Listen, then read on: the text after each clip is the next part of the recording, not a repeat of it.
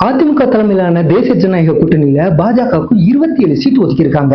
கடந்த தேர்தலில் 20 சீட்டு ஒதுக்கியிருந்த நிலையில 4 தொகுதி தான் அவங்க ஜெயிச்சிருந்தாங்க. ஆனா இந்த முறை அவங்களுக்கு 27 சீட்டு ஒதுக்கி இருக்காங்க. 7 சீட்டு அதிகமா கொடுத்திருக்காங்க. இதுல மேம்போக்கா பார்த்தா எல்லாரும் என்ன நினைப்பாங்க? திமுக கூட்டணியில காங்கிரஸ் 3 தொகுதி அதிகமா வாங்கி 28 சீட்டு வாங்கிட்டாங்க. அதை விட அதிகமா இவங்க வாங்கிருவாங்க அப்படின்னு தான் எல்லாரும் சொல்லிட்டு இருந்தாங்க.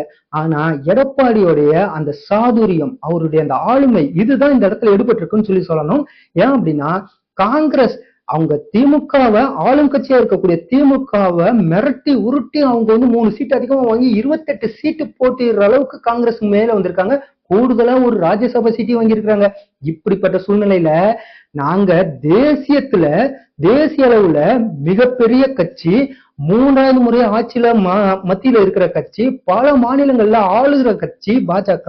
அப்படிப்பட்ட கட்சிக்கு நாங்க காங்கிரஸை விட கம்மியான சீட்டு, ஒரு தொகுதி கம்மியா தான் நாங்க கொடுத்திருக்கோம் அப்படின்னு பேர் எடுக்கிறதுக்காகவே ஒரு சீட்டு குறைச்சி எடப்பாடி பழனிசாமி கொடுத்திருக்காரு அப்படின்னு தான் சொல்றாங்க.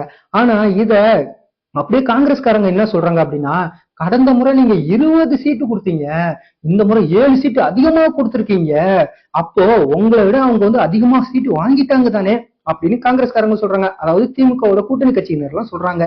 ஆனா இவங்க என்ன சொல்றாங்க, ஏற்கனவே அவங்க 4 சீட்டு ஜெயிச்சிருந்தாங்க, 20 தொகுதிக்கு 4 சீட்டு ஜெயிச்சிருந்தாங்க.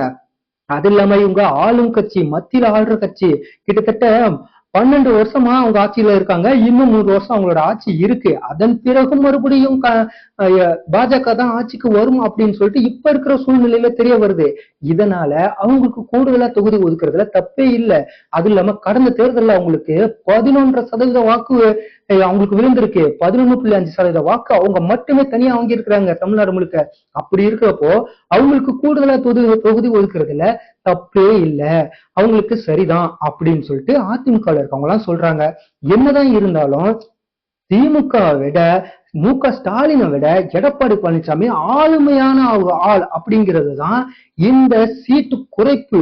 அதாவது காங்கிரஸை விட ஒரு தொகுதி கம்மியா சீட்டை கொடுத்து அவங்களை அதுக்குள்ளேயே ஒரு மிகப்பெரிய ஒரு தேசிய கட்சியான பாஜகவை அமைச்சிருக்காரு எடப்பாடி பழனிசாமி அப்படின்னு அதிமுக எல்லாம் இப்பவே அவங்கள கொண்டாடிக்கிட்டு இருக்கிறாங்க. இருந்தாலும் பாஜகவினர் இதை பத்தி என்ன சொல்றாங்க அப்படின்னா, நாங்க கொஞ்சம் கொஞ்சமா கட்சியை வளர்த்துக்கிட்டே வரோம்.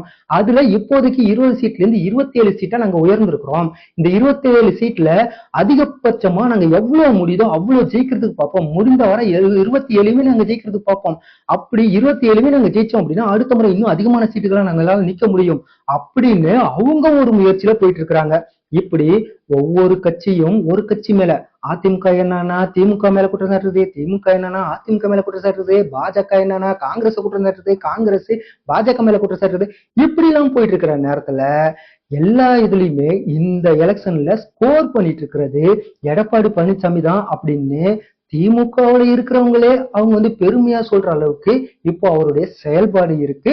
இந்த கூட்டணி விஷயத்துல எந்த விதமான சலசலப்பும் இல்லாம அப்படியே அமைதியா, உள்ளுக்குள்ள 1000 இருக்கலாம், இருந்தாலும் அமைதியான வழியில அப்படியே கொண்டு போயிட்டு திடீர்னு அதிமுக தலைமை அலுவலகத்துல எல்லாத்தையும் வர வச்சு ஒரே நாள்ல ஒன்னா உட்கார வச்சு கையெழுத்துன்னு போடல, பட் அவங்களுக்கு எல்லாத்துக்கும் தொகுதியை ஒதுக்கீடு செஞ்சு ஒரே நேரத்துல அறிவிச்சிருக்காரு பெரிய கட்சிகள் எல்லாத்துக்குமே. அப்படிங்கிறது எடப்பாடி பழனிசாமிக்கு கிடைச்ச மிகப்பெரிய ஒரு பலம் அப்படின்னு தான் எல்லாரும் சொல்லிட்டு இருக்காங்க.